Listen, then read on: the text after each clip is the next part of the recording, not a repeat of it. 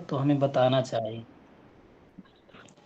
तो कहते हैं कि वेद पाठ करते समय हमें इसलिए मंत्र बोलना चाहिए, स्वर चलाना चाहिए, क्योंकि हस्त भ्रष्टः स्वरो भ्रष्टो न वेद फलमश्नुते। यदि वेद पाठ के समय यदि आप हस्त संचालन स्वर नहीं करते हैं तो वेद फल पाठ करने का जो फल होता है वो नहीं मिलता है ना।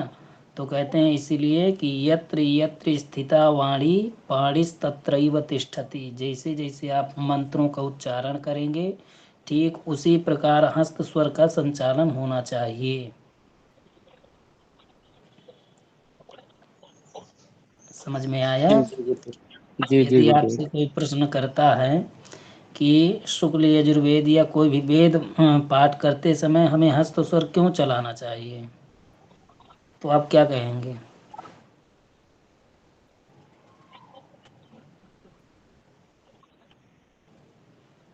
बताइए कोई एक। इसमें कहते हैं कि यदि वेद पाठ करते समय यदि हस्त स्वर संचालन नहीं करते हैं हम लोग तो वेद पाठ का जो फल मिलता है, फल 3 प्रकार के मिलते हैं, ऐहिक आमुष्मिक, है ना। और ये ऐहिक आमुष्मिक ये कौन से देते हैं? ये अथर्ववेद देता है। कहते हैं तीनों वेद जो होते हैं वो मतलब स्वर्ग जाने पर ही, स्वर्ग गमन करने पर ही वो फल देते हैं। पर एक अथर्ववेद ऐसा है जो धरती पर रहकर भी दोनों फल प्राप्त करता है, ऐहिक स्वर्ग का और आमुष्मिक धरती का, है ना। तो इसलिए कहते हैं कि वेद पाठ करते समय हमें हस्त स्वर संचालन करना अनिवार्य है, क्योंकि यदि हम नहीं करते हैं तो वेद पाठ का फल हमें नहीं मिलता है। तो इसलिए कहते हैं यत्र यत्र स्थिता वाणी पाणिस्तत्रैव तिष्ठति। जैसे जैसे हम लोग मंत्रों का उच्चारण करते हैं ठीक उसी प्रकार उसी क्रम से हमें हस्त स्वर का संचालन करना चाहिए। इसमें किसी को डाउट है? और श्लोक लिखा दें गुरुदेव, यत्र यत्र स्थिता वाणी। हाँ, पहले आप ये वाला लिखिए कि हमें स्वर क्यों चलाना गुरुदेव थोड़ा चाहिए। 2 मिनट रुक जाइए, 2 मिनट रुकिए थोड़ा सा।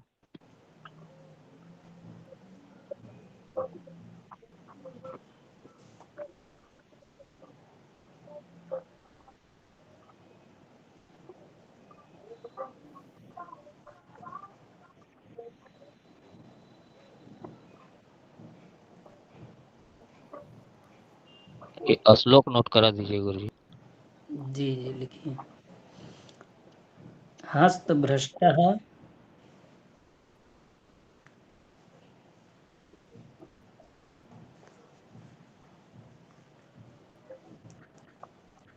गुरुदेव हस्त भ्रष्टा।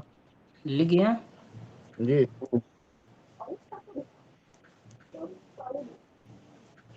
सबका लिख गया। जी जी गुरुदेव।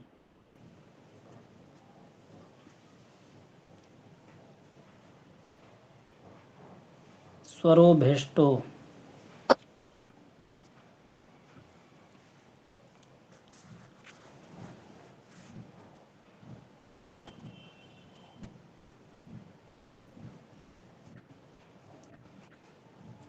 स्वरो भ्रष्टो। जी।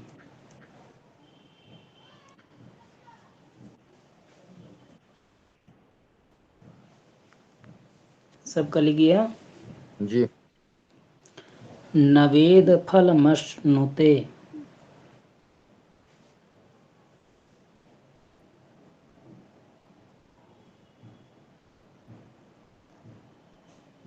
नवेद फल आगे गुरुदेव। मश्नुते।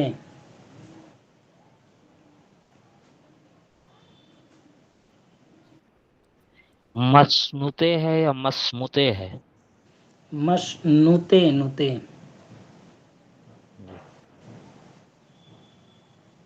जी। जी गुरुदेव। एक बार मिला लीजिए। हस्त भ्रष्टः स्वरो भ्रष्टो नवेद फलमश्नुते।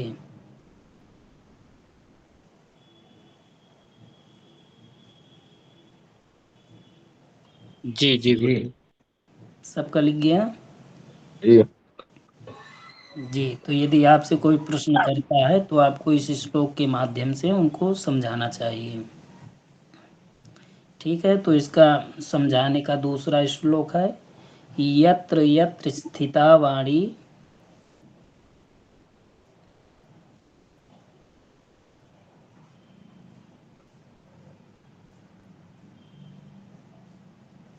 यत्र यत्र स्थिता वाणी पाणिस्तत्रैव तिष्ठति। पाणिस्तत्रैव तिष्ठति।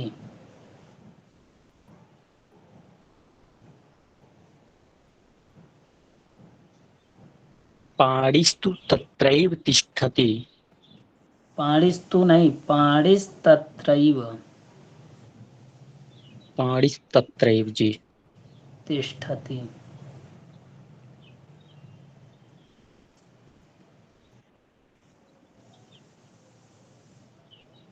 सबका हो गया जी गुरुदेव। जी। अब आप लोग को इस श्लोक के माध्यम से समझाना है इस समूह में, तो एक एक करके कोई एक बोलेगा, बाकी सब सुनेंगे।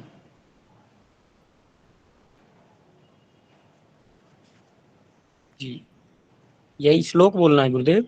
हाँ, इस श्लोक के माध्यम से आपको उनको समझाना है कि हम वेद मंत्र पाठ करते समय स्वर क्यों चलाते हैं, इसका क्या कारण है ना। जी यदि जी कोई जी। पूछ लेता है, जैसे आजकल के यजमान अब थोड़ा सा पढ़े लिखे हो गए हैं, है ना, वो लोग आपके साथ मंत्र भी बोलते हैं और कोई डाउट हुआ तो आपसे पूछ भी लेते हैं। तो इसमें आप शास्त्रोक्त तो जो प्रमाण है, जो शास्त्रोक्त बद्ध नियम है, उस माध्यम जी। से आप उनको सही सही जानकारी दे सकें।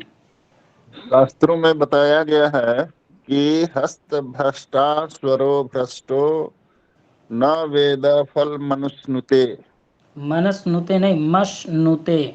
माँ है, माँ के बाद दंत्य आधा सा है, इसके बाद नुते। मसनुते। जी जी, एक बार मैं टाइप कर दे रहा हूँ। गुरुदेव इसका थोड़ा हिंदी भी लिखा देते और जी जी।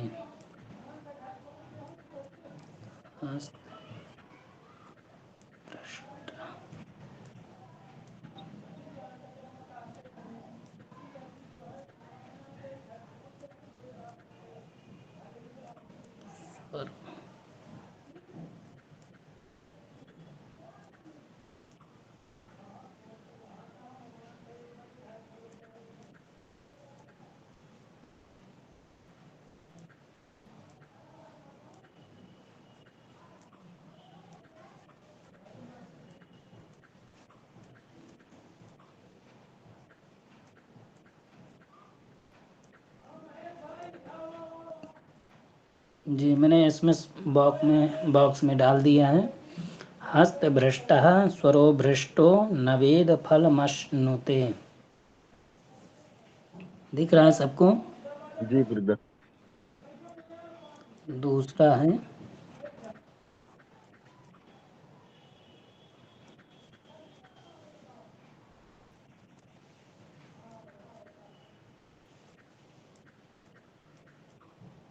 यत्र यत्र स्थिता वाणी पाणिस्तत्रैव तिष्ठति।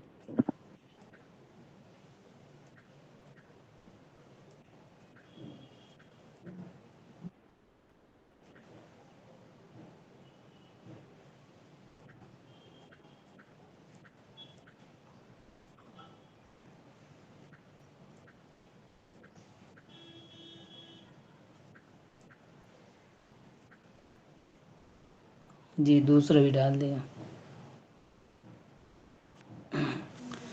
ये शास्त्रोक्त बद्ध नहीं है, ये शुक्ल यजुर्वेद के अंतर्गत याज्ञवल्क शिक्षा का है कि शुक्ल यजुर्वेद में हमें यह वेदों का अध्ययन कैसे करें, वेदों के बारे में कैसे जानें, उनका उच्चारण हम लोग कैसे सरज से और सही सरल तरीके से करें। तो उस संबंध में याज्ञवल्क्य शिक्षा में लिखा है। अच्छा, 4 वेद होते हैं, 4 वेद के अलग अलग शिक्षा होती है ना। जैसे ऋग्वेद है तो ऋग्वेद की पाणिनि शिक्षा है, उसमें ऋग्वेद को कैसे बोलना है, उसमें कैसा उच्चारण होता है, कहाँ हम सा बोलेंगे, कहाँ द्वित्व होता है, कहाँ अनुस्वार को क्या बोलते हैं, वो पाणिनि शिक्षा के अंतर्गत ऋग्वेद में बताया गया। फिर आता है यजुर्वेद। तो यजुर्वेद को कैसे करेंगे, उसका वेद पाठ कैसे होगा, उसमें स्वर कैसे जाएगा, स्वर संचालन, मंत्रों का जो अनुस्वार है उनको कैसे बोलेंगे, द्वित्व कहाँ आता है, किन किन वर्णों के परे रहने पर सकार होता है, किन किन वर्णों के परे रहने पर वो खकार होता है, और रकार कब होता है, रेकार कब होता है, ये सब यजुर्वेद के अंतर्गत याज्ञवल्क्य शिक्षा में मिलता है ना।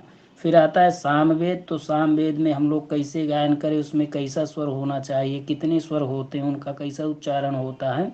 तो सामवेद की शिक्षा में नारदीय शिक्षा होती है सामवेद की, तो उसमें सामवेद के बारे में बताते हैं। ठीक इसी प्रकार आता है अथर्ववेद। तो अथर्ववेद को कैसे बोलते हैं, उसमें द्वित्व कब होता है, उसका अनुस्वार को क्या उच्चारण होता है, कहाँ सकार होता है, कहाँ मकार होता है, इस बारे में मांडुकीय शिक्षा करके अथर्ववेद की है। वेद जो है वो अपरुषेय है, किसी ने उसको रचा नहीं है ना। ये आदिकाल से सतत चला आ रहा है और रहेगा। तो इसलिए हमें चार वेदों की शिक्षा, वेदों के उपनिषद, वेदों के ब्राह्मण और ये श्लोक इस तरह याद कर लेना चाहिए। यदि कोई भविष्य में हमसे कुछ पूछता है तो सहज रूप से हम उसे बता सकें, है ना। जी तो इसमें यही है कि जैसे लोग बोलते हैं कि हम लोग वेद पाठ करते समय स्वर क्यों चलाते हैं, है ना। तो बताना चाहिए कि हस्त भ्रष्टा स्वरो विष्टो न वेद फलमश्नुते। इसका कहने का तात्पर्य ये है कि यदि मंत्र मतलब पाठ करते समय यदि हस्त संचालन नहीं करते हम लोग, तो उस वेद पाठ करने का फल जो होता वो हमें नहीं मिलता, नहीं प्राप्त होता। ठीक है। तो उसी क्रम में बताया है कि यत्र यत्र स्थिता वाणी पाणिस्तत्रैव तिष्ठति। जैसे जैसे आप मंत्रों का उच्चारण करेंगे, ठीक उसी प्रकार हस्त स्वर संचालन हमें करना चाहिए। इसमें किसी को डाउट हो, किसी को कोई परेशानी हो, ना समझ में आ रहा हो, श्लोक ना पूरा हो गया हो, तो बॉक्स में मैंने लिख दिया है, उसमें देख सकते हैं और अभ्यास कर सकते हैं। जी गुरुदेव, गुरुदेव। अथर्ववेद की क्या शिक्षा बताएं, वो कौन है? मांडुकीय शिक्षा। मांडुकीय शिक्षा। मांड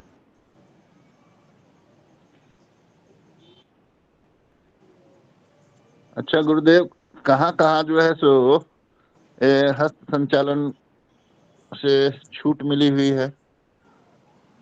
जी वो 9 जगह हैं, हमने कल बताया था, यदि आप नहीं जुड़े हैं तो फिर से बता देंगे। जी गुरुदेव। तो यही थोड़ा सा ये करा करिए कि जब क्लास चलती है तो उसमें जुड़ने का थोड़ा प्रयास किया करिए, क्योंकि जो उस दिन बता दिया जाता है यदि बार बार वही चीज़ बताएंगे तो आगे हम लोग बढ़ नहीं पाएंगे, जी जी जी गुरुदेव। है ना। यदि आपस में इतने लोग जुड़ते हैं तो आपस में मित्रवत व्यवहार होना चाहिए, आपस में लेन देन होना चाहिए, ये ज्ञान है। जितना आदान प्रदान करेंगे उतना ही बढ़ता रहता है। सबसे बड़ा दान ज्ञान को ही कहा गया है ना। गुरुदेव क्योंकि कहते हैं, बहुत से लोग कहते हैं अन्न दान ही सबसे बड़ा है। तो कहते हैं कि अन्न दानात परम दानम विद्या दान मतः परम। अन्न दान जो है परम दान है ना। पर विद्या दान उससे भी और अधिक परम दान है। क्यों? क्योंकि अन्येन क्षणिका तृप्ति यावत जीवन च विद्यया। अन्न से क्या होगा कि किसी ने हमको अन्न दान दिया तो हमने आज तो पेट भर गया हमारा, कल के लिए फिर वैसे हो जाएगा, है ना। यदि हमने विद्या दान किया है तो वो जीवन पर्यंत जब तक जिएगा तब तक उसका वो साथ देगा। तो क्षण भंगुर है अन्नदान, और विद्यादान जो है वो जीवन पर्यंत के लिए, है ना। तो कौन सी 9 जगह हैं जहाँ जहाँ हमें स्वर संचालन नहीं करना चाहिए? जपे होमे मखे श्राद्धे अभिषेके पितृकर्मणि। इसको भी लिख लीजिए। जी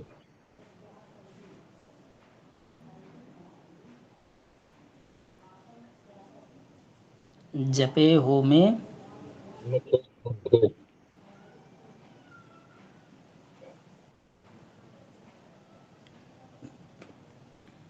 जी गुरुदेव। जपे होमे मखे श्राद्धे,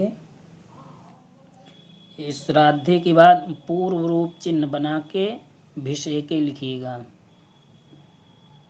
अवग्रह जानते हैं?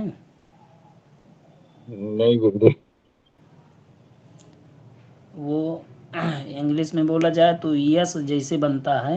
खंडाकार जो लगाते हैं गुरुदेव। आ? खंडाकार अ को। जी हाँ, जी वो जो एस यस जैसा। जानते हैं आप, यस यस, जी जी जी अवग्रह जी। ठीक उसी प्रकार हमें उसमें बना के लाइन पे जोड़ देना। अभिषेक में। हाँ, भिषेके पितृकर्मणि।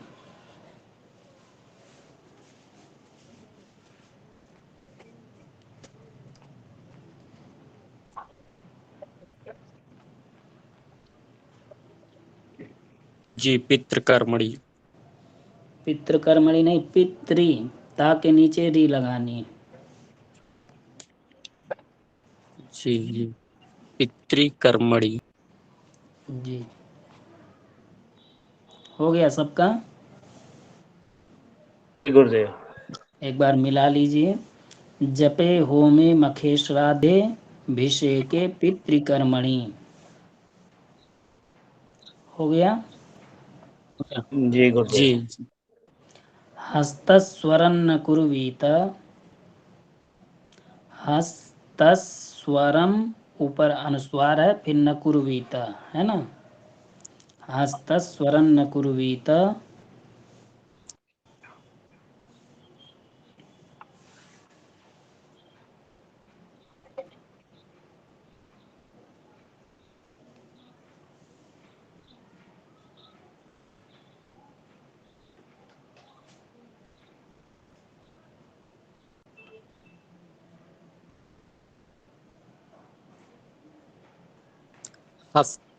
हस्तस्वरं न कुर्वीत। हाँ, ये हस्त जो है और स्वर ये दोनों एक ही पैराग्राफ में रहेगा, एक ही लाइन पे रहेगा जुड़ा हुआ, है ना। और रा के ऊपर अनुस्वार है, फिर इसके बाद न कुर्वीता, हस्तस्वरन न कुर्वीता संध्यादि देव कर्मणि। ये वैसे ग्रुप में मैंने कहा था, वो ग्रुप में पढ़ा है ये सब।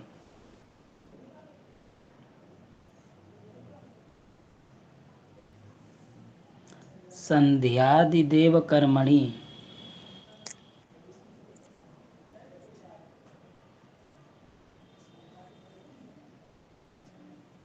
जी गुरुदेव। संध्यादिदेव कर्मणि। जी पुनः देखिए। हस्तस्वरन न कुर्वीत संध्यादि देव कर्मणि, उपस्थाने जपे होमे।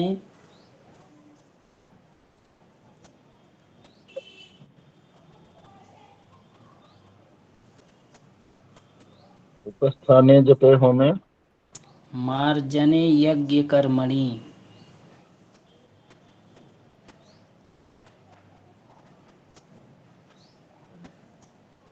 मार्जने यज्ञ कर्मणि। जी,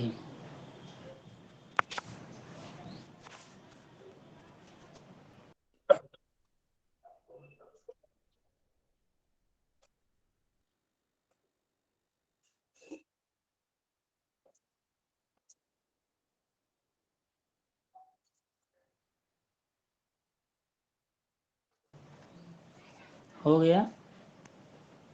जी जी गुरुदेव। कंठस्वरम प्रकुर्वीत,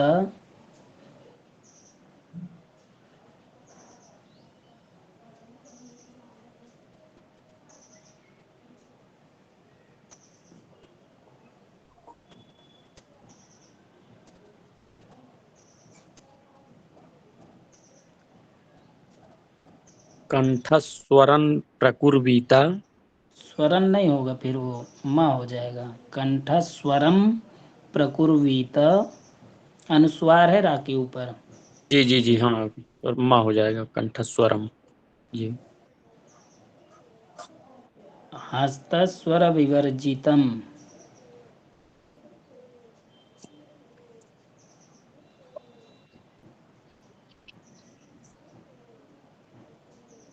कंठस्वरम प्रकुर्वीत हस्तस्वर विवर्जितम।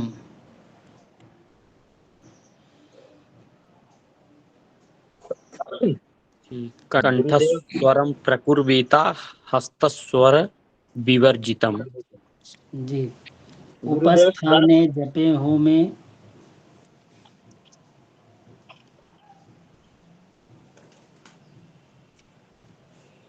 क्या गुरुदेव? उपस्थाने जपे होमे उपस्थाने जपे होमे दाहे च यज्ञ कर्मणि।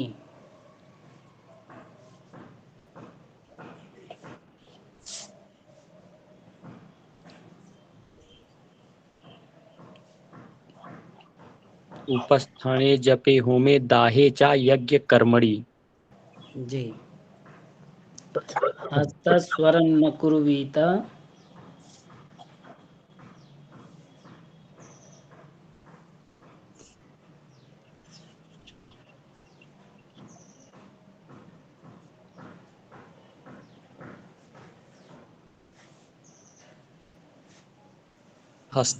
हस्तस्वरं न कुर्वीता शेषास्तु स्वर संयुता।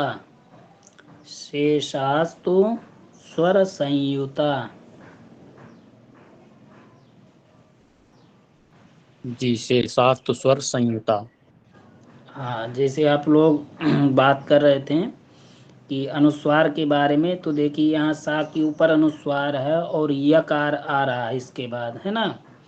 तो हमने बताया था कि 25 के बाद भी जी जी कुछ ऐसे अक्षर हैं जिसपे अनुस्वार लगने से उनका उच्चारण कुछ अलग प्रकार से होता है। तो जैसे यकार के पहले अनुस्वार आता है तो ऐ का उच्चारण होता है तो ना। वहां पे या का ही माना जाएगा ना, संयुता। हाँ, केवल यकार के पहले यदि अनुस्वार आता है तो ऐ का हम्म। उच्चारण होता है। जैसे या हो गया गुरुदेव, या रा ला वा सा खा नहीं सा नहीं, सा इसमें नहीं, हा। केवल केवल यकार में। नहीं तो या को छोड़ के और ला को छोड़ के गुरुदेव, या में या का और ला में ला का। हम्म,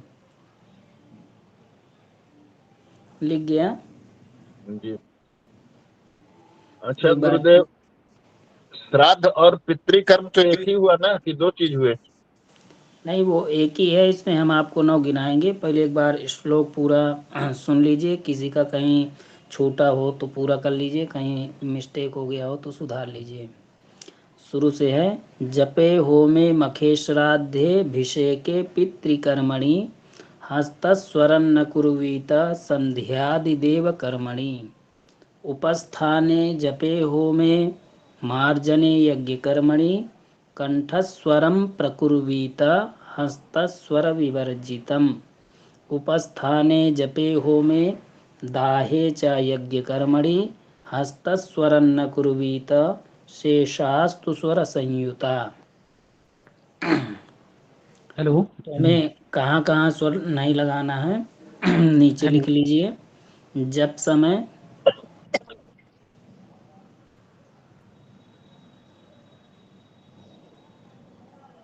जब समय, होम समय,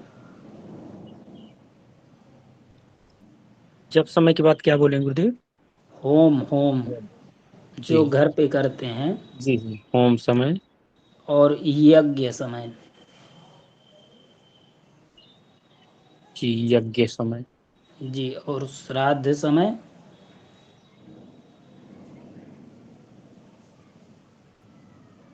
श्राद्ध समय। अभिषेक समय,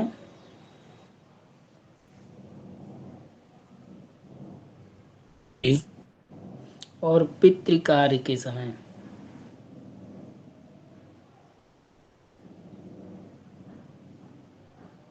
जी। और दाह के समय।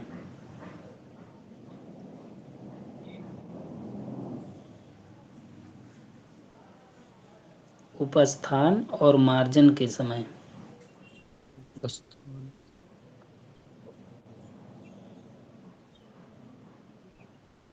न हो गए। जी।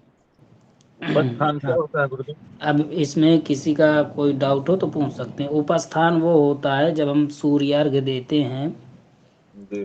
सूर्यार्घ देने के बाद सूर्य का जो उपस्थान करते हैं, है ना, उसे कहते हैं सूर्य उपस्थान। परिक्रमा क्या गुरुदेव? सूर्य परिक्रमा को उपस्थान कहेंगे?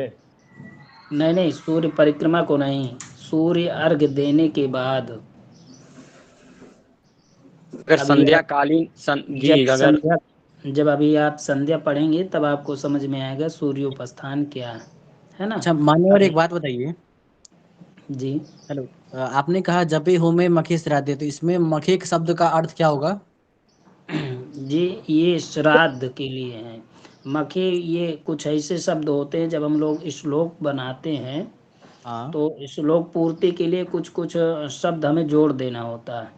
अच्छा, जैसे हमारे कहने का मतलब इसमें मखे का यज्ञ तात्पर्य क्या है? यज्ञ को ही मख कहते हैं।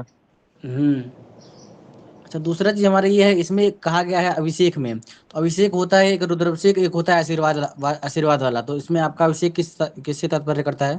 तो उसमें बताया ना, मार्जन के समय जो हम अच्छा, लोग मार्जन यजमान का अभिषेक करते हैं, हम जल अभिसिंचन करते हैं, उसे मार्जन हाँ बोलते हैं, मार्जन हाँ हाँ, अभिषेक, है ना। ठीक ठीक। तो अभी किसी का कोई डाउट हो इसमें तो पूछ सकते हैं। यज्ञ में किस तरह के यज्ञ में गुरुदेव? किसी भी प्रकार का कोई भी यज्ञ हो, यहाँ होम इसलिए लिखा है क्योंकि जब हम लोग घर में करते हैं तो वो होम होता है, और जब कहीं किसी पूजा पाठ में, यज्ञ में या कुछ भी हो रहा हो, उसमें हम लोग स्वर इत्यादि नहीं चलाते हैं। देखिए मैं समझा दे रहा हूँ। जब समय यदि किसी पूजा पाठ में आप बैठते हैं, जैसे महामृत्युंजय जब करना है तो इसके पहले आप पूजन करते हैं, तो उस पूजन में हम लोग को नहीं करना है ना, स्वस्थ हस्त स्वर संचालन नहीं करना है।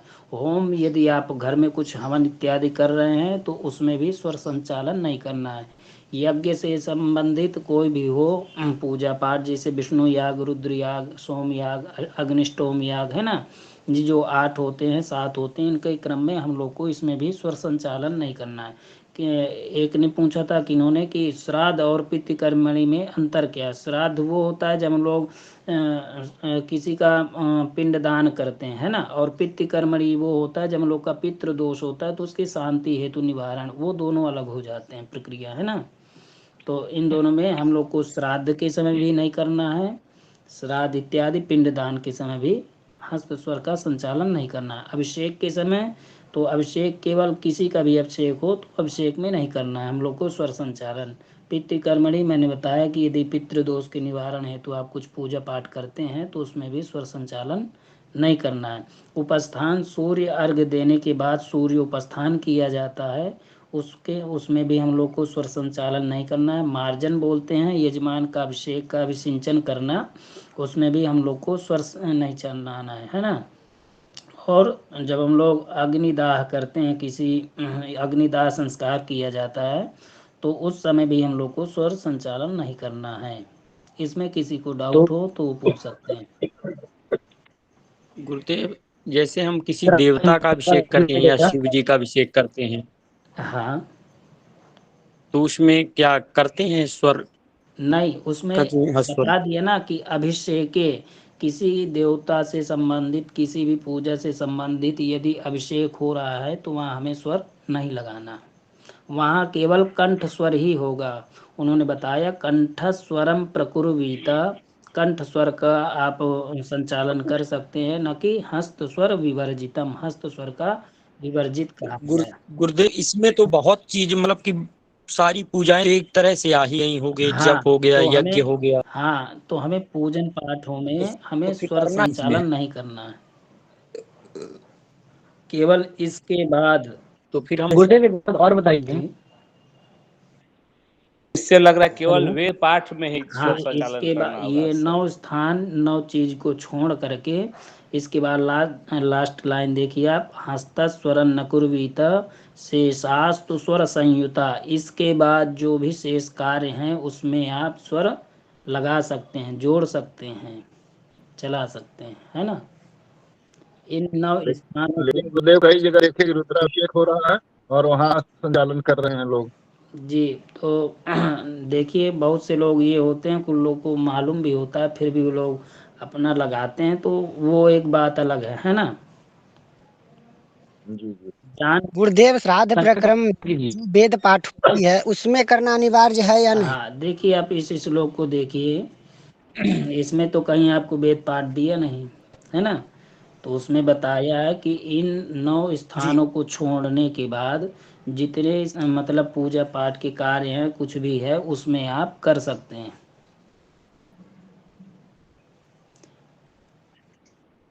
अच्छा, एक संख्या के बाद आगे बढ़ जाए। हम्म, हेलो, जी जैसे हमारे वेद विभाग के अध्यक्ष जो जी गुरु जी हैं,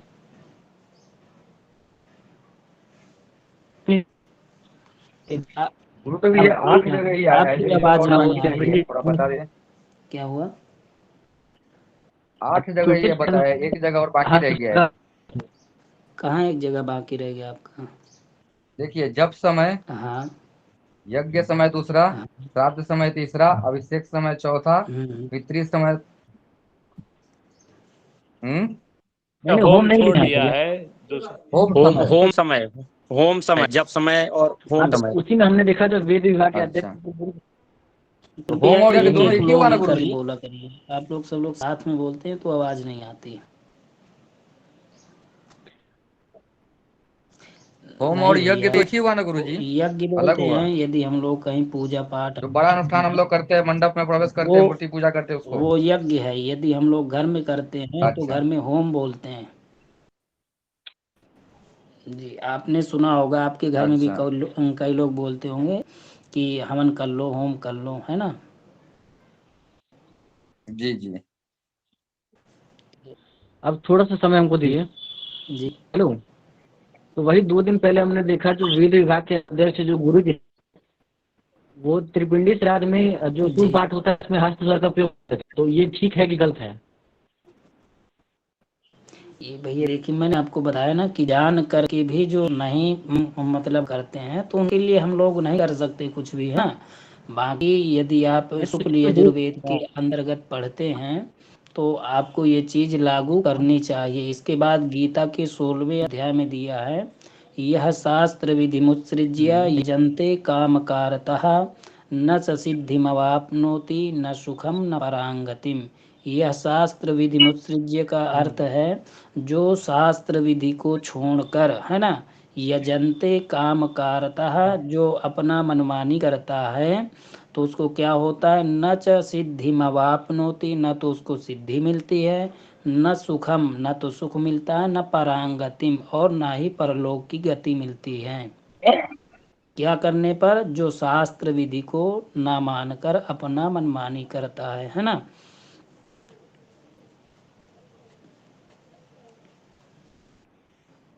तो अभी इसमें किसी का कोई डाउट?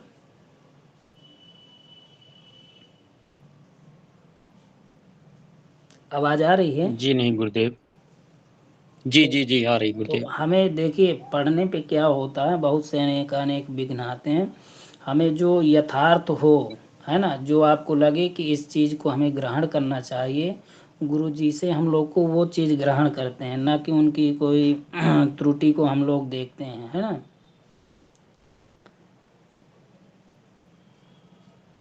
तो हम लोग को केवल पढ़ाई करनी चाहिए। तो यदि आपको पढ़ने में कोई डाउट हो, कुछ भी हो, तो आप उनको उनसे पूछ सकते हैं, है ना। उनका अनुकरण केवल पढ़ाई तक ही सीमित रखना चाहिए। झा जी, रवि झा जी, भगवान आप ग्रुप में स्क्रीन मिलने शेयर के क्यों कर रहे हैं? आपको बोला है किसी ने स्क्रीन शेयर लिए। करने के लिए? चलिए अभी हम लोग को और कुछ भी पढ़ना है, 1 बजे क्लास का विराम होगा, तो शेष समय जो है तो वो हम लोग पढ़ लेते हैं। जी जी जी गुरुदेव। तो अभी तक किसी को कोई डाउट हो तो अभी तुरंत पूछ सकते हैं, इसके बाद आगे की ओर हम लोग चलेंगे। मेरा एक ही वो है कि जैसे हम ये 9 जी चीजें जो करवा रहे हैं, इससे पहले जो हम पूजा करवाते या शांति पाठ करते हैं, जी। इससे पहले पूजा उनमें हमें हस्त स्वर नहीं लगाना है। जी जी जी जी ठीक। दूसरा श्लोक और लिखना चाहें तो लिख लीजिए। जी गुरुदेव। हस्तहीनम तुयोधीते, बोल दीजिए। हस्तहीनम तुयोधीते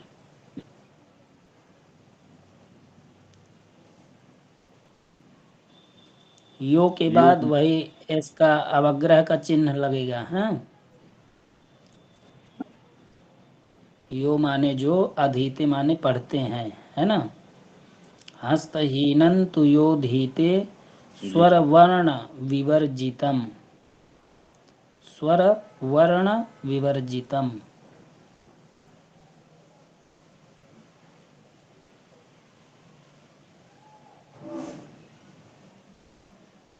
जी गुरुदेव। हो गया पहली लाइन। जी जी हस्तहीनं तुयोधीते स्वरवर्ण विवर्जितं ऋग्यजुः सामभिर्दग्धो, ऋग्यजुः विसर्ग वहाँ, एक बार फिर बोलिएगा। हस्तहीनम सामभिर तुयोधीते, स्वरवर्ण विवर्जितम। माने हस्तहीनम तुयोधीते। आपकी आवाज नहीं आ रही, एक बार फिर से सुनिए। भगवान अभिषेक जी, आपके नेटवर्क प्रॉब्लम है भगवान, आप पुनः दोबारा ज्वाइन करिए लेफ्ट होके। अभी भी तुरंत किए हैं लेफ्ट होके। भगवान अब आपका कोई प्रॉब्लम बात नहीं, नेट कोई बात नहीं। प्रॉब्लम है आपको तो अभी कहाँ परेशानी है, आप पूछिए। हस्तहीनम स्वर, तुयोधीते, स्वर के बाद वर्ण, स्वर, यही बोल रहे हैं ना, हस्तहीनम तुयोधीते जी, स्वर। फिर स्वर के बाद वर्ण स्वर वर्ण विवर्जितम। विवर्जिता। विवर्जितम। जी, अग्रे। ऋग यजुः, ऋकार और आधा गा, यजुः के बाद विसर्ग है। ऋग यजुः सामभिर्दग्धो,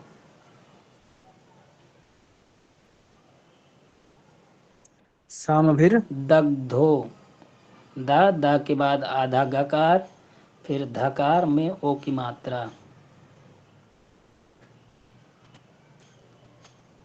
वियोनिमधिगच्छति, वियोनिमधिगच्छति। क्या बोले, योनि की मियोनि? वियोनि, वियोनिमधिगच्छति।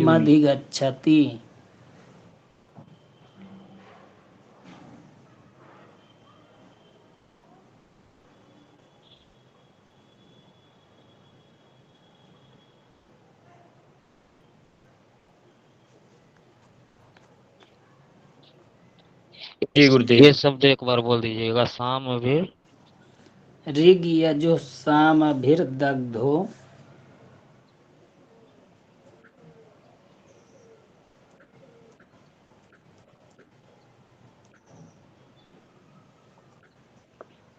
दग्धो।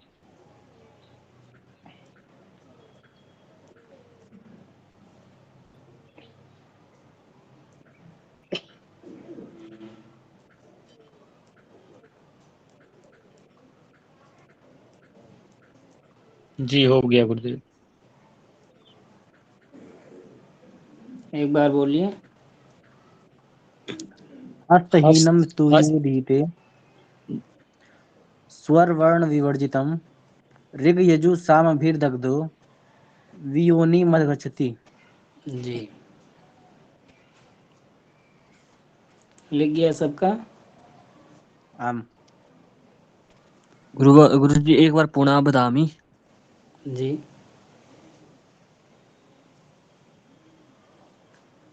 अंकी बदामी।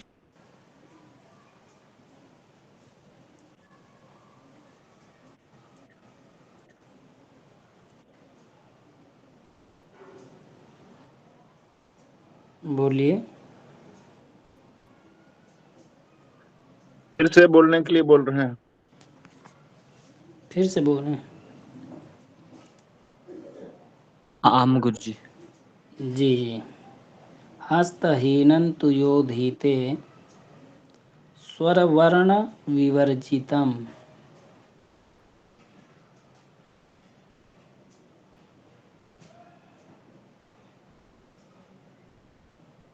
लिख गया। आम गुरुजी। हस्तहीनं तु यो धीते स्वरवर्ण विवर्जितम ऋग्यजुस्सामभिर्दग्धो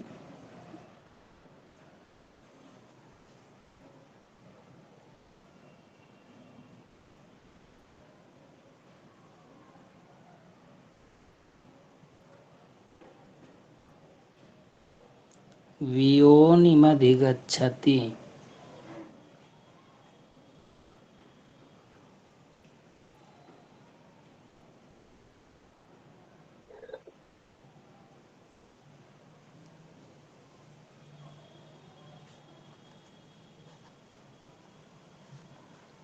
अच्छा हो एक गया। प्रश्न है, बताइए क्या हनुमान चालीसा से भी हवन हो सकता है?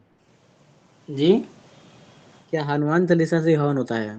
पहले आप इसे पढ़िए, फिर इसके बाद उसमें चर्चा वन करेंगे। जो प्रकरण चल रहा है उसी को आप चलाइए, बीच में अगर करेंगे तो फिर लिख दिक्कत गया हो जाएगी। श्लोक? जी जी बिल्कुल। श्लोक लिख गया। जी जी। तो आम गुरुजी। जी तो इसमें भी यही है कि यदि हस्तहीन हाथ हस्त स्वर संचालन से जो वेद पाठ करते हैं, है ना, तो योधीते मतलब जो अध्ययन कर रहे हैं, तो हस्तहीनम तो योधीते स्वर वर्ण विवर्जितम। तो इसमें हम लोगों को हाथ का जो मतलब हस्त स्वर संचालन है, मुख के बोलने के बाद यदि हस्त स्वर नहीं लगाते तो वर्ण में थोड़ा सा मिस्टेक हो जाता है ना। तो इसलिए इनका करना चाहिए। कहाँ कहाँ करना चाहिए? तो ऋग्वेद में भी करना चाहिए, यजुर्वेद में भी, सामवेद में भी, अथर्ववेद में भी, है ना। यदि ऐसा नहीं करते हैं तो वियोनिम अधिगच्छति, वो पाठ कोई मतलब का नहीं होता, वो फलदायी नहीं होता।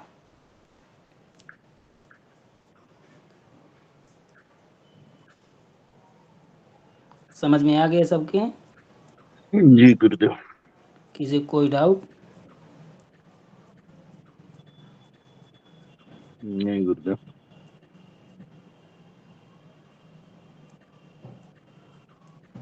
आगे चलें? जी जी गुरुदेव। गुरुदेव, आगे बढ़ा जाए। जी और ये आप लोग क्या कीजिए कि इसको जितना हो सके मनन करिए, याद कीजिए, है ना। क्योंकि यदि ये एक बार पढ़ा दिया गया, दोबारा इसको कोई बताएगा बहुत कम ही, है ना। आगे आप लोग को वेद पाठ करने में कोई कठिनाई ना हो, कहीं से कोई अशुद्धियाँ ना रह जाएं, इसलिए इस चीज़ का आपको नियम का फॉलो कराया जा रहा है कि आप इसको सीखिए और इसको जानिए। गुरुदेव एक आग्रह थे जी कि जैसे अभी गुरुदेव 12 बजे से कक्षा शुरू होती है, तो 1 बजे से अगर शुरू हो जाए, 1 से 2, अगर आपको टाइम है उस समय तो गुरुदेव। जी मैं अपने तरफ से पूरा प्रयास कर रहा हूँ, पर थोड़ा सा घर पे होने के कारण नहीं बन पा रहा, 12 बजे खाली हो पाता हूँ। जी तो जी। इसलिए थोड़ा सा मैंने ये समय चुना था कि ठीक रहेगा, क्योंकि अच्छा अच्छा। 12 बजे सब लोग विराम भी करते हैं, है ना। जी एक्चुअली मैं भी तो जुड़ने, गुरुदेव 3 दिन से चल रही है कक्षा, लेकिन जुड़ने का बहुत प्रयास कर पा रहा हूँ, पर 12 बजे टाइम ही नहीं निकल पाता है। आज टाइम मैं काम छोड़ के टाइम निकाला हूँ, तो रोज तो बड़ी जी जी दिक्कत हो जाएगी ना, काम छोड़ना। ये जी दिक्कत जी है समझ गुरुदेव। सकते हैं आपकी परेशानी को। ठीक है, हमसे जितना होगा कोशिश किया जाएगा इसमें।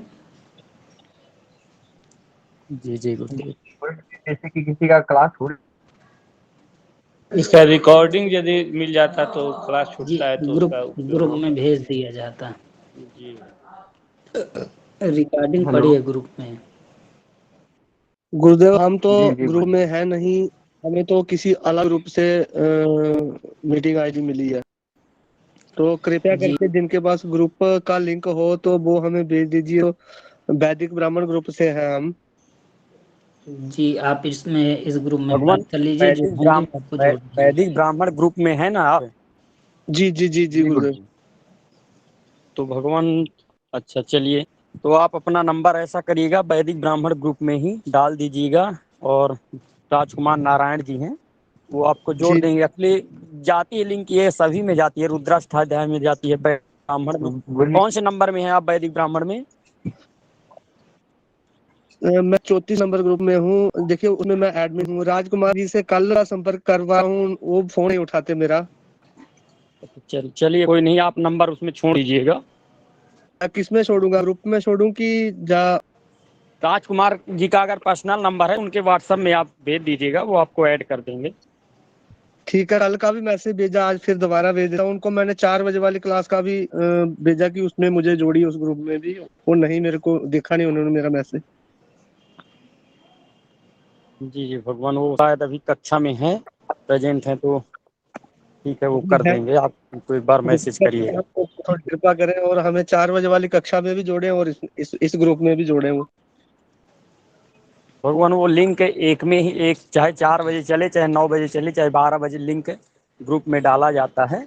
आप चलिए ठीक है, रुद्राष्टाध्याय पहले ग्रुप हम में लोग जुड़िए। अध्ययन कर लेते हैं, समय निकला जी जा रहा है, इसके बाद जी आप जी ठीक है, बात ठीक कर ठीक सकते हैं। है, ठीक है, क्षमा। तो इसके बाद हम लोग को देखना ये है कि हम लोग को मंत्रों का कैसे उच्चारण करना चाहिए, है ना, किस गति से करना चाहिए।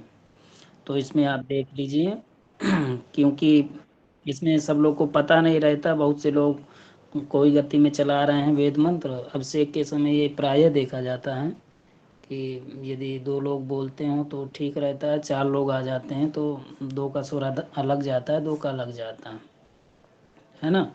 तो वेद पाठ करते समय हम लोग को किंचित द्रुत गति रखनी चाहिए, मध्य से एक गति ऊपर। पाठ करते समय हम लोग को कौन सी गति रखनी चाहिए? किंचित द्रुत गति।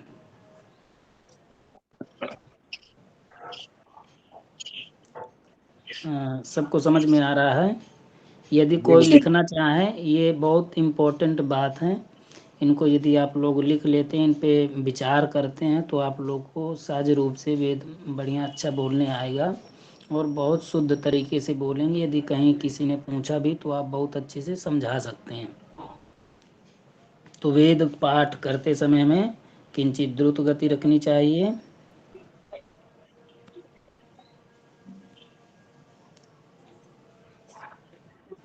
गुरुदेव, किंच थोड़ा सरल करके बताएंगे, किंची द्रुत क्या, कैसे?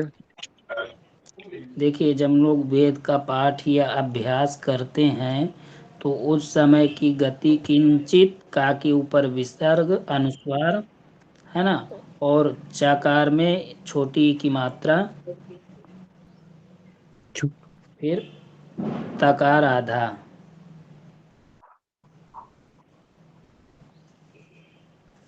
समझ गए? और दा है तो जैसे हम लोग द्रोह लिखते हैं ना, आधा दा और रा मिला के द्रो बन जाता है। तो इसी प्रकार हमें द्रा लिखना है और उसमें छोटा उकार की मात्रा लगा देनी है, और तकार पूरा तो द्रुत लिख जाता है। तो वेद पाठ अभ्यास करते समय हम लोग को किंचित द्रुत गति रखनी चाहिए, और मंत्रों का प्रयोग करते समय, है ना, यदि आप अभिषेक कराते हैं या पूजन पाठ में मंत्रों का प्रयोग करते हैं, मंत्र बोलते हैं, तब हमें मध्य गति रखनी चाहिए।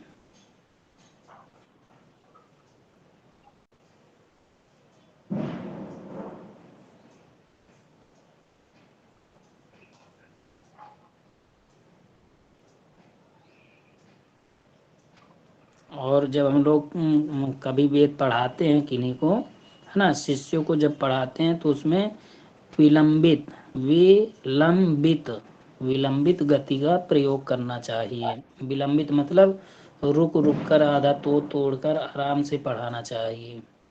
तो सबसे पहले है कि हमें किंचित द्रुत गति का, मध्यम से एक गति कम, और जब हम लोग प्रयोग करते हैं तो मध्य गति में, जब हम लोग पढ़ाते हैं तो विलंबित गति में करना चाहिए। 3 प्रकार की गतियां हैं शुक्ल यजुर्वेद के अंतर्गत पाठ करने का, मंत्रों का, है ना।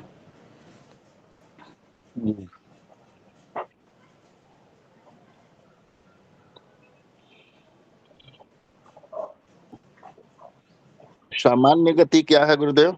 मध्य गति। फिर इसके बाद हम लोग आते हैं स्वरों में। तो जब ककार हो अंत में, मंत्र के अंत में ककार हो या टकार हो अंत में, या पांचवा ककार का पांचवा अक्षर अंगा है ना, ये कार हो, तब हमें तर्जनी, अंगुष्ठ के बाद वाली उंगली को तर्जनी बोलते हैं। तर्जनी के अग्र भाग को अंगुष्ठ मूल की ओर झुकानी चाहिए, स्पर्श नहीं कराना है ना, केवल झुकाना। कौन सी? तर्जनी को अंगूठे की ओर हल्का झुकाना चाहिए, झुकाव करना चाहिए। कब करना चाहिए? जब ककार हो अंत में, या टकार हो अंत में, या तो अंगाकार हो अंत में, तब हमें तर्जनी जो है उंगली, अंगुष्ठ, अंगूठे के बाद वाली जो उंगली है उसे अंगुष्ठ की ओर हल्का झुकाव करना चाहिए और स्पर्श नहीं कराना है।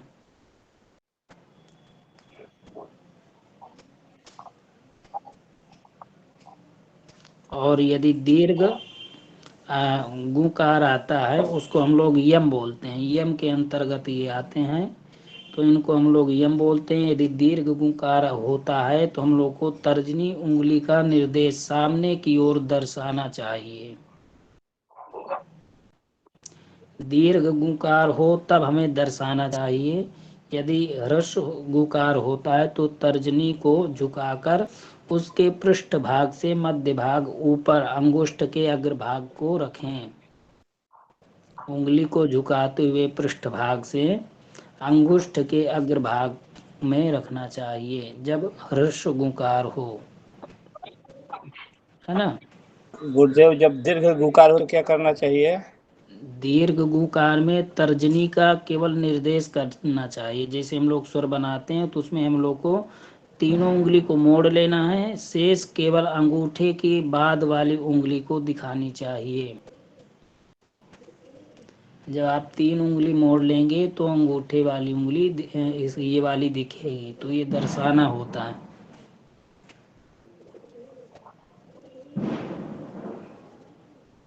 गोकर्ण आकृति में हम लोग को ये स्वर रखना चाहिए। और इसके बाद यदि आप दीर्घ गुकार आता है तो इसमें हम लोग को तीनों उंगली मोड़ लेनी है, मध्यमा, अनामिका, कनिष्ठिका। इन तीनों को जब मोड़ लेंगे तो ये तर्जनी वाली शेष रह जाएगी। किंचित क्षण मात्र के लिए ऐसा करना है ना। जब तक गुंकार दीर्घ का उच्चारण हो तब तक करना है, उसके बाद फिर वैसा कर लेना है। एक बार और बता हर्ष दीजिएगा। में देखिए, ककार के अंत में, मंत्र के ककार के अंत में, टकार के अंत में, और अंगाकार के अंत में, यदि ये सब आते हैं मंत्र के लास्ट में तो हमें तर्जनी के अग्र भाग को अंगुष्ठ के मूल की ओर झुकाना चाहिए। इसके बाद यदि दीर्घ गुकार आता है तो हमें केवल तर्जनी का निर्देश करना चाहिए, तर्जनी उंगली का निर्देश करना चाहिए। और यदि ह्रस्व गुकार आता है तो उसमें हमें तर्जनी को झुकाकर अंगुष्ठ के ऊपर रख लेनी चाहिए।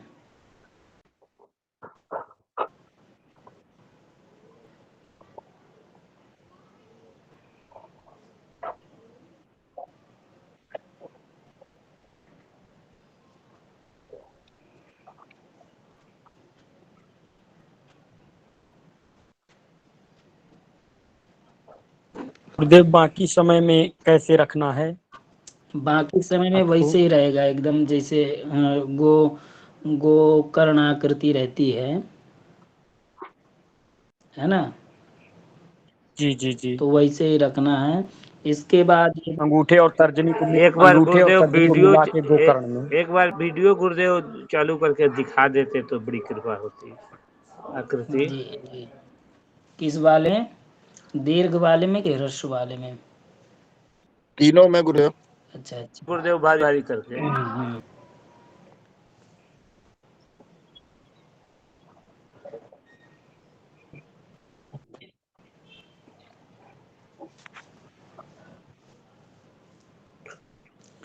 देखिए जब उसमें होता है टकार, ये तकार अंत में, तो हम लोग को केवल ऐसे झुका लेना, ये स्वर रहेंगे ऐसा, है ना। इसमें केवल इधर की ओर ये वाली उंगली को अंगुष्ठ की ओर झुका लेना है। समझ में आया, है ना। और जब स्पर्श की बात आती है रखने की ह्रस्व वाले में, तो हम लोग को ये तीनों ऐसे रहेंगे, इसको बस स्पर्श कराना है। ये जैसे ऐसे करते हैं ना, तो इसमें ये बना रहेगा। समझ में आया। जैसे हम लोग जप के समय जो मुद्रा बना लेते हैं लेफ्ट हैंड की,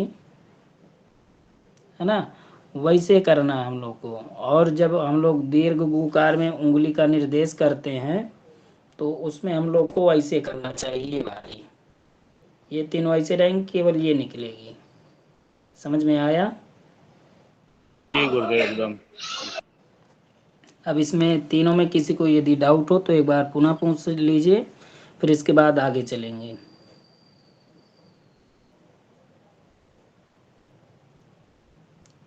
किसी को डाउट नहीं है तो कहते हैं मंत्र के बाद यदि तकार हो तो तर्जनी और अंगुष्ठ के ऊपर पर्व को एक दूसरे का स्पर्श कराना चाहिए, जैसे हमने बताया अभी, स्पर्श करा के, है ना।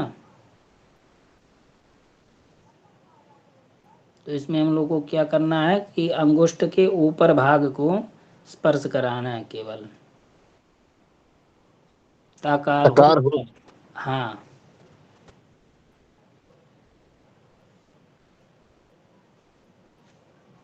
और यदि नकार हो तो अंगुष्ठ और अंगुष्ठ के नाखून जो होता है उसका अग्रभाग का स्पर्श कराना चाहिए तर्जनी से, है ना। कब, जब नकार हो अंतिम वर्ण में, मंत्र के अंतिम वर्ण में यदि नकार हो तो अंगुष्ठ के नाखून का मतलब स्पर्श कराना चाहिए तर्जनी उंगली से।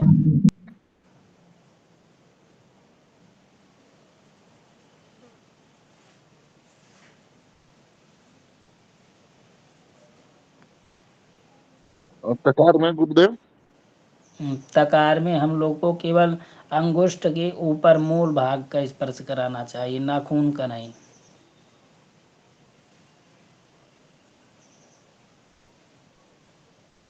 ठीक है। और जिन जिन मंत्रों में जहाँ जहाँ तीनों सा और हा, तीनों सा कौन कौन से, दंत तालव्य मूर्धन्य। समझ में आ रहा है दंत कौन सा है। जी दंत है सपेरा वाला सा, जिसमें सर्प बोलते हैं, सर्प में लिखे वाले सा को ये दंत सा बोलते हैं। और ये तालव्य वाला सा को शलजम जिससे लिखते हैं ना, तो उसे तालव्य सा बोलते हैं। और मूर्धन्य सा जिसको हम लोग शुक्ल यजुर्वेद में खा बोलते हैं, उसको मूर्धन्य सा बोलते हैं। ठीक है। तो ये तीनों सा, इनके बाद हा वर, है ना, हा। तो इन अक्षरों के ऊपर रकार का आधा रकार हो यदि, है ना, तो उस रकार का हम लोग रे उच्चारण करते हैं। कब उच्चारण करते हैं, जब तीनों सा और हाकार हो, तब इन इन स्थानों पे हम लोग आधे रा का रे उच्चारण करते हैं। जैसे उदाहरण में लिख दीजिए, सहस्राशी रेखा, है ना। जी जी गुरुदेव।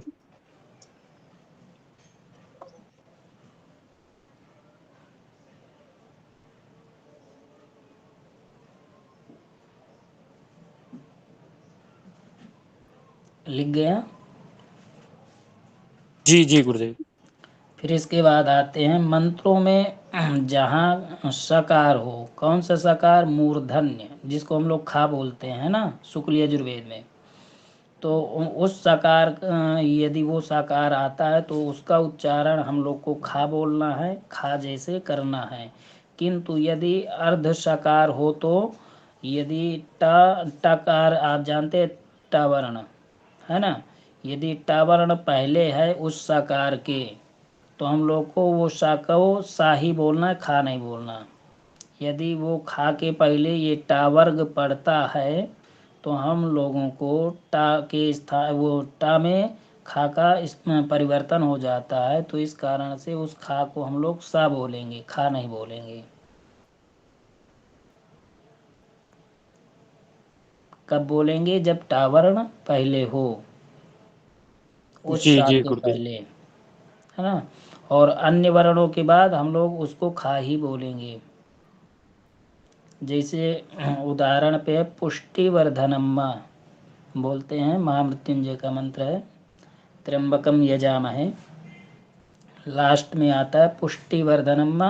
पू और पू के बाद वो जो आधा सा है मूर्धन्य सा, फिर टा है, फिर टा के बाद वा है, आधा रा ऊपर लगा है धा में, फिर न और माँ आधा है।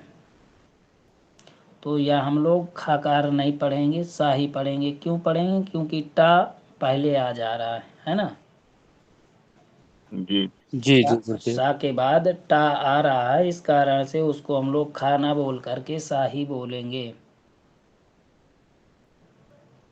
और खा कब बोलेंगे? तो जैसे बोलते हैं ग्रीखमा इद्मः शरद्धभिः, है ना। ये टकार के टा वर्ण छोड़ने के बाद जो भी वर्ण आएंगे उसमें हम लोग सकार को खा बोलेंगे।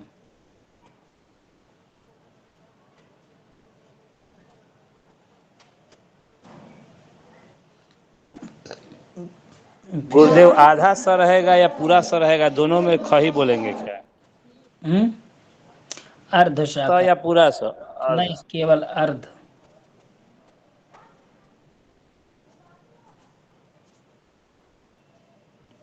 और पूरा सा रहेगा तो उसको स ही बोलेंगे। हाँ, खा बोलेंगे। जो पूरा सा रहेगा तो उसको खा बोलेंगे। अगर टा वर्ण के साथ आधा सा रहता है तो उसको सा बोलते हैं।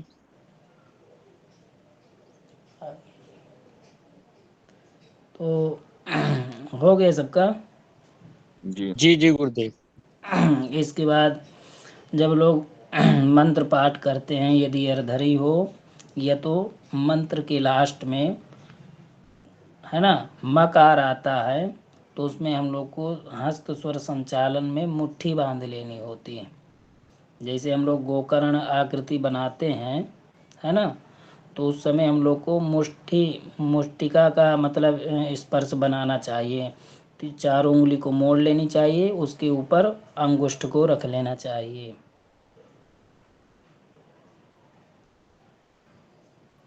जैसे आता है ना गर्भधम्मा। लास्ट में, अगर मंत्र के लास्ट में माँ आता है। हाँ, जी जी।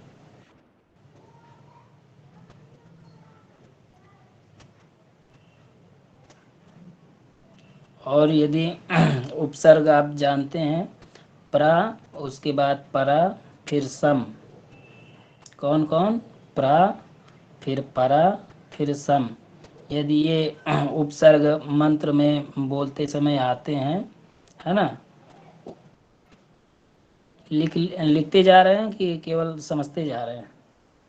गुरुदेव लिख लिख रहा रहे हूँ हैं गुरुदेव। गुरुदेव। पर लिख हाँ, रहे हैं किसी का गुरुदेव। कहीं कुछ छूटे तो आप पूछ सकते हैं, छूटना ही चाहिए, है ना। वो वाला लिख गया? जी गुरुदेव। जी माँ वाला लिख गया गुरुदेव। जी, फिर इसके जी बाद गुरुदेव। लिखिए दूसरा, प्रा, फिर कौमा, फिर परा, फिर कौमा, फिर सम। परा, परा मतलब पा और रा। हाँ, छोटा पा और दीर्घ रा। और सम। हाँ, जी जैसे प्रकार लिया हाँ, जाता है वैसे गुरु जी। प और प के नीचे र आ रहा है, जो ऐसे लिखना है ना। पा के नीचे रा प नहीं। और र में आकार, परा, परा लिखना है, परा। जैसे रा लिखते हैं, छोटा रा कैसे लिखते हैं, है ना। और यदि बड़ा कर देते हैं तो रा के सामने एक खड़ी मात्रा लिख देते हैं, लगा लेते हैं, तो वो बड़ा रा हो जाता है। प्रा परा सम। हाँ, इत्यादि उपसर्ग यदि वेद मंत्रों में आए तो, इत्यादि उपसर्ग यदि वेद मंत्रों में आए तो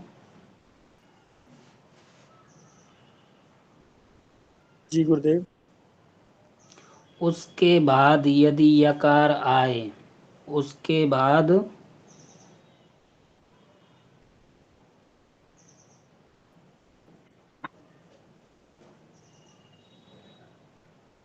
यकार आए, हाँ, तो उसका उच्चारण तो उसका उच्चारण या ही रहेगा। क्या रहेगा? या ही रहेगा। हाँ, जा नहीं होगा, या को जा नहीं होगा।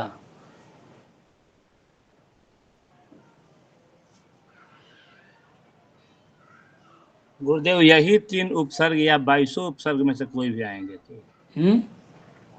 22 उपसर्ग होते हैं तो 22 में से जी कोई जी, भी आएंगे कि यही 3 उपसर्ग केवल? यही तीन। यही 3 उपसर्ग ही केवल रहेंगे तो। जी जी।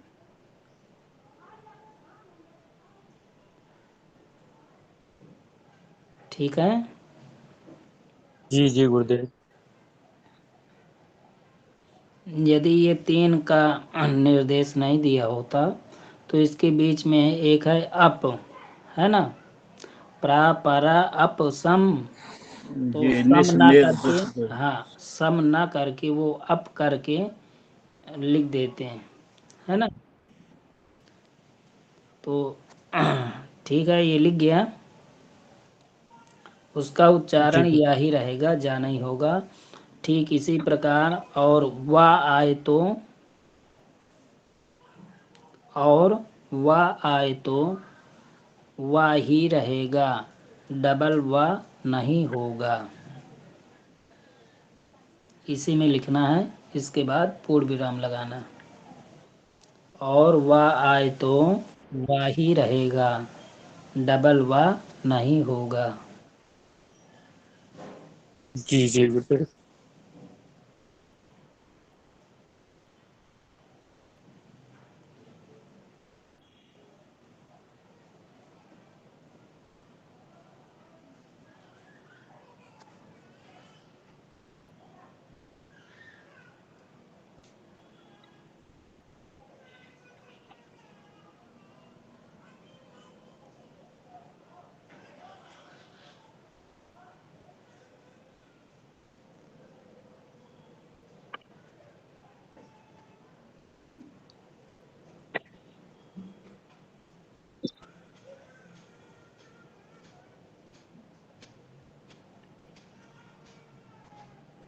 सहस्त्र शीर्षा वाला गुरुदेव एक बार फिर से समझा देते।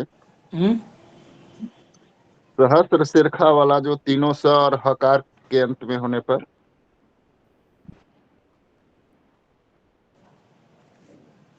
रुकिए, एक बार मैं फिर से थोड़ा सा कट करके जुड़ रहा हूँ। जी उन्होंने उपसर्ग के बारे में बोला, मैंने थोड़ा सा ध्यान नहीं दिया। एक बार मैं देख के आपको जुड़ रहा हूँ, है ना। 1 मिनट। जी गुरु।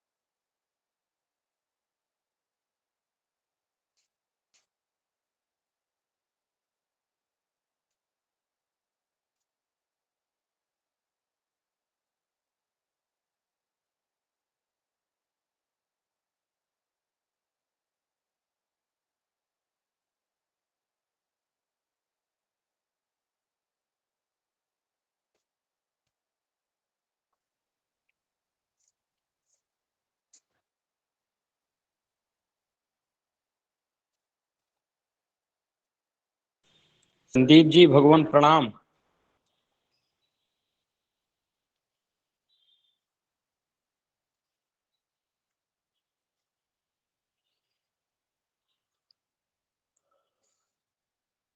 संदीप प्रभु जी।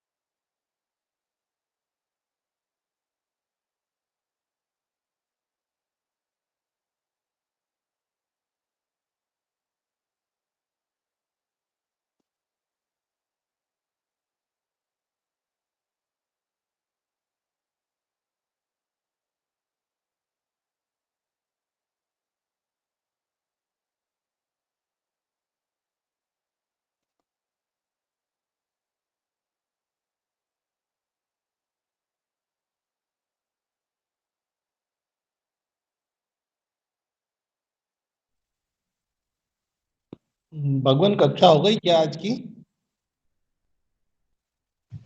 नहीं अभी गुरुदेव थोड़ी देर के लिए लेफ्ट हुआ है, आ जाएंगे अभी। जी जी ठीक।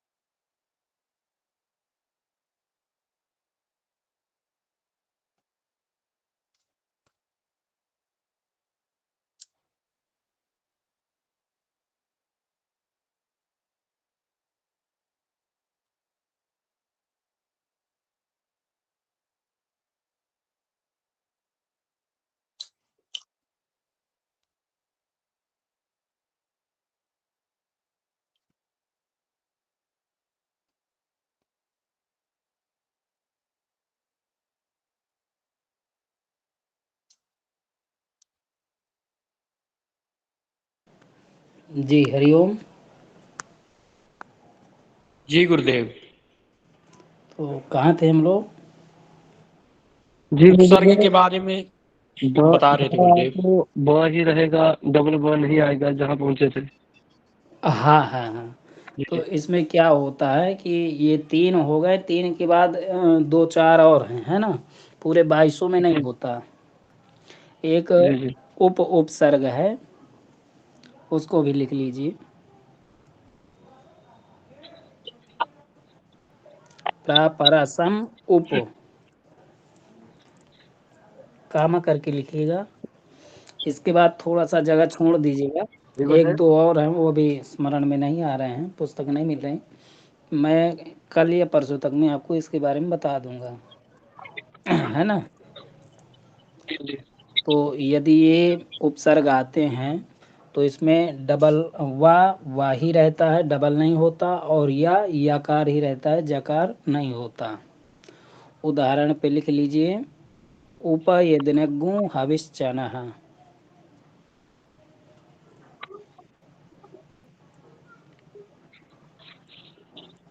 कैसे बोल रहे हैं? उप लिख लीजिए और या बना लीजिए, या के बाद ज्ञा से ज्ञानी जो लिखते हैं वो बना लीजिए, जी जी और दीर्घ गुकार बना लीजिए।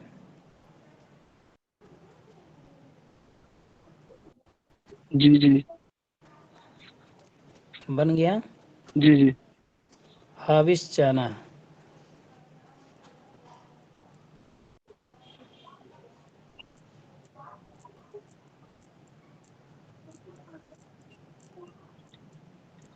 जी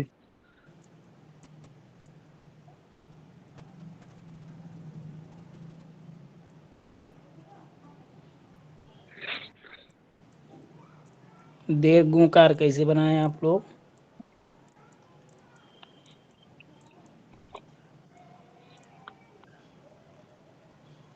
चंद्रबिंदी जानते हैं? जी जी जी चंद्रबिंदी बनाने के बाद उसके नीचे हलंत लगा देना, हल्का झुका के हलंत लगाना। दीर्घ हो गया गुरुदेव। हाँ, ये दीर्घ हो गया।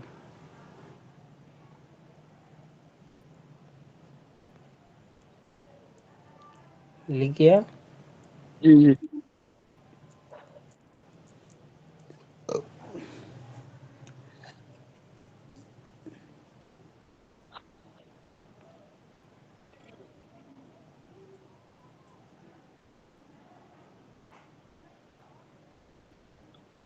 दूसरा लिख लीजिए, प्रभाग देवी प्रभा आधा गाकार, प्रभाग देवी।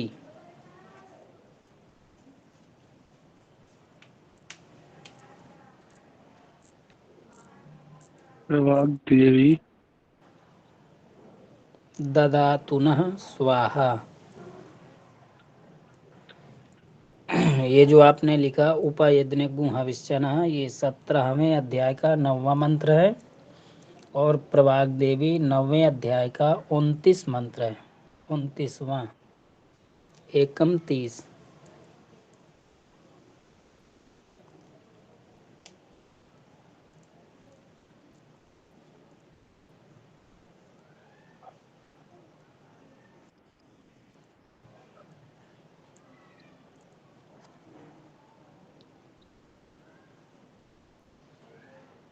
और फिर इसके बाद बहुत से लोग बोलते हैं, यदि ऐसा है, यदि आधा अक्षर स्पर्श करता है या और वा को, तो भी ये या ही रहेगा और वाह ही रहेगा, है ना। यकार को जा नहीं होगा और वकार को डबल वा नहीं होगा। यदि कोई आधा अक्षर वर्ण भी स्पर्श करता है यकार को, तो या ही रहेगा, जा नहीं होगा, है ना, और वाह ही रहेगा, डबल वाह नहीं होंगे।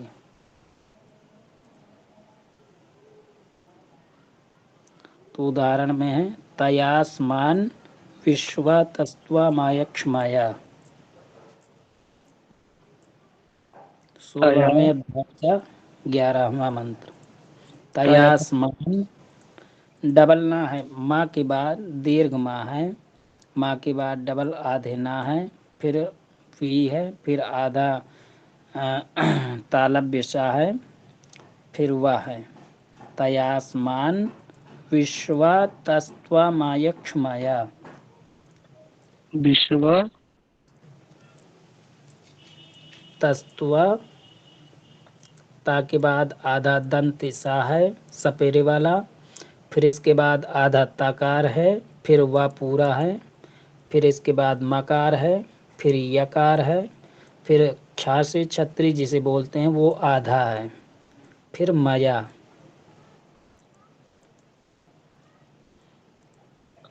तयास्मान विश्वा तस्वा मायक्ष्माया परिभुजा।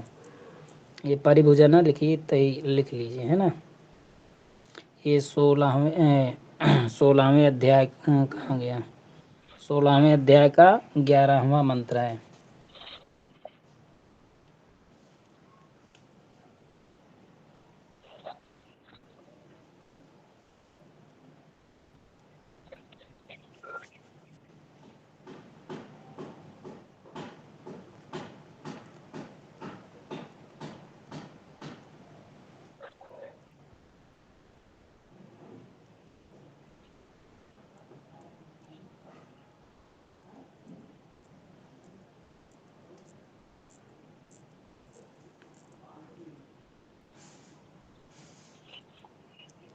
लिख गए हैं। जी बिल्कुल। और यदि मंत्र के शब्दों में यदि वकार संयुक्त विसर्ग आता है, मंत्र के शब्दों में यदि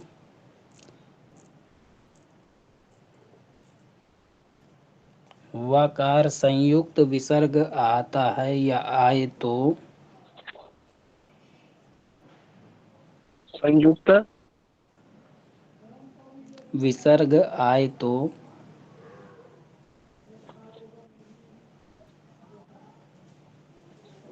आए तो वह विसर्ग की संज्ञा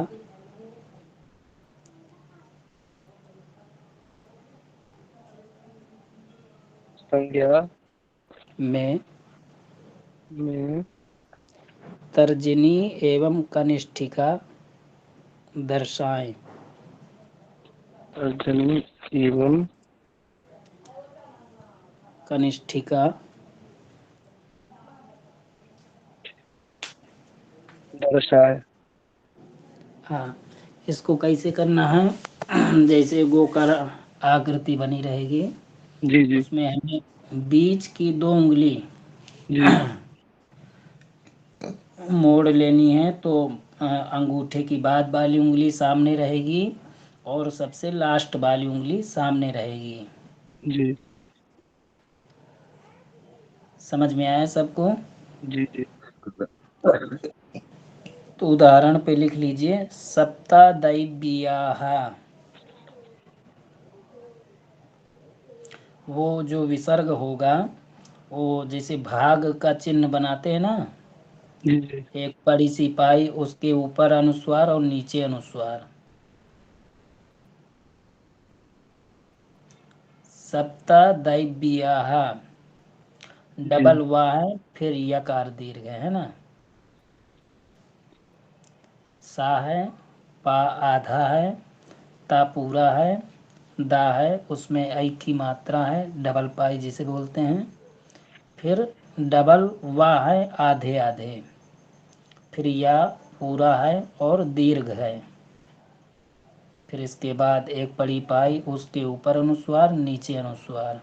तो इसका उच्चारण हम लोग सप्तादैव्याः बोलते हैं। और हस्त स्वर संचालन में कनिष्ठिका और तर्जनी है ना, इसको दिखाते हैं।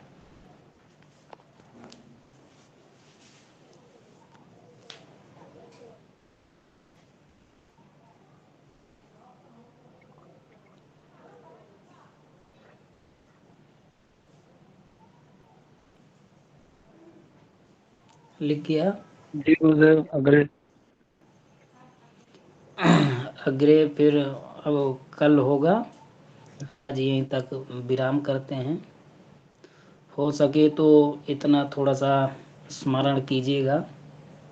एक बार हाँ, गुरुदेव, तीनों स और हकार के अंत में कैसे र वाला बताए थे, उसको बता दीजिए फिर से। अच्छा अच्छा। इसमें क्या होता है, जिस मंत्र में या जिन मंत्रों में जहाँ तीनों सा और इसके बाद हा है ना, तीनों सा, दंत्य, तालव्य और मूर्धन्य, जी इसके बाद हा, इन अक्षरों के ऊपर यदि आधा रकार लगा है, आधा रा जानते हैं ना, ऊपर जो रे पूरा जी रहता है जी हाँ है। हाँ, यदि ऊपर ये र आधा उड़ा है तो उसका उच्चारण हम लोग रे करते हैं, रे, जी यजुर्वेद में केवल। जैसे सहस्राशी रेखा है जी ना, जी जी समझ गए? जी जी। तो आज यहीं तक होगा, इसके आगे कल पुनः प्रयास करेंगे। हो सके तो इसको याद करिएगा तो बहुत उत्तम रहेगा, यदि याद नहीं करते हैं तो समझ लीजिएगा, दिमाग में अपने अनुसार बैठा लीजिएगा। तो कल और कल आपसे ये सब पूछा जाएगा। आज समय नहीं था इसलिए कल परसों का पढ़ाया नहीं पूछ पाए, तो कल आपको दोनों चीज़ पूछी जाएंगी। हो सके तो आप सुनाइएगा, नहीं हो सकेगा तो आगे प्रयास कीजिएगा, है ना? ठीक है गुरुदेव। तो ये कनक धारा और श्री सूक्त तो किनको याद हो चुके हैं? गुरुदेव हम अभी नए आए हैं कक्षा में, 1-2 दिन से जुड़े हैं, तो हमने पढ़ा भी नहीं है अभी कनकधारा और रमेश जी जी उसमें लिंक पड़ी है वो रिकॉर्ड की, तो आप उसे ले सकते हैं, उससे सीख सकते हैं। जी जी जी। है ना? तो देखिए इतना प्रयास किया जाता है आप लोगों के लिए, इतना समय दिया जाता है, तो इसमें आप लोगों को कुछ करके बन के दिखाना चाहिए, है ना? हम इस ग्रुप में भी नहीं है अभी। तो किस ग्रुप में नहीं है? ये जो कक्षा चल रही है इस ग्रुप में हम नहीं, हम बैठे ग्रुप से आए हैं, लिंक मिला तो इसमें जुड़े आप। ये सब आप जब विराम कक्षा का विराम हो, विराम के जी समय आप इसके जो संचालक हैं उनसे आप बात करिए, उनसे ठीक है। आप कहिए तो वो आपको जोड़ देंगे, है ना? ठीक ठीक। इसमें 2 ठो जुड़े हैं, वैदिक ब्राह्मण परिवार करके 2 लोग जुड़े हैं ना। आप इनसे बात करेंगे तो आप लोग जुड़ जाएंगे। तो यही है कि आप लोग प्रयास करिए, है ना? क्योंकि इस ग्रुप का जो उद्देश्य है, जिन्होंने इसका स्थापना किया है, इसको चलाया है और आगे चलेगा, अच्छा बड़ा मंच बनेगा, तो इसमें आप लोगों को ही आगे रहना है। यदि आप लोग सीखेंगे नहीं, उसमें सतत अभ्यास नहीं करेंगे, तो परेशानी आप लोगों के लिए हो सकती है।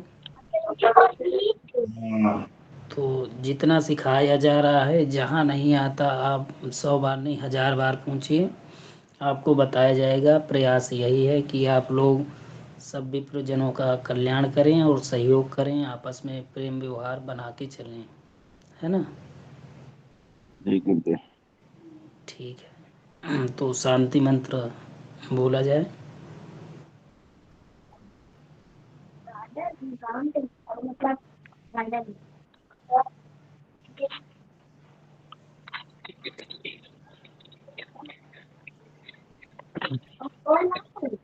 राम सुशील जी।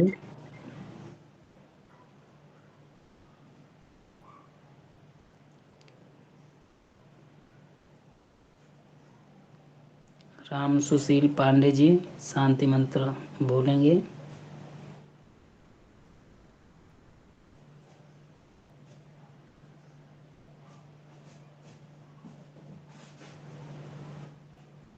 नहीं क्या वो?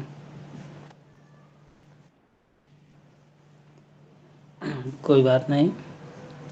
ओम सर्वे भवन्तु सुखिनः, सर्वे सन्तु निरामयाः, सर्वे भद्राणि पश्यन्तु, मा कश्चित् दुःखभाग् भवेत्। ओम शांति शांति शांतिः। अस्तु। नमो नमः। सर्वेषां कृते ज्ञापयामि। पुनर्मिलामः। प्रणाम गुरुदेव। नमो नमः। कल्याणमस्तु। प्रणाम गुरुजी। कल्याणमस्तु।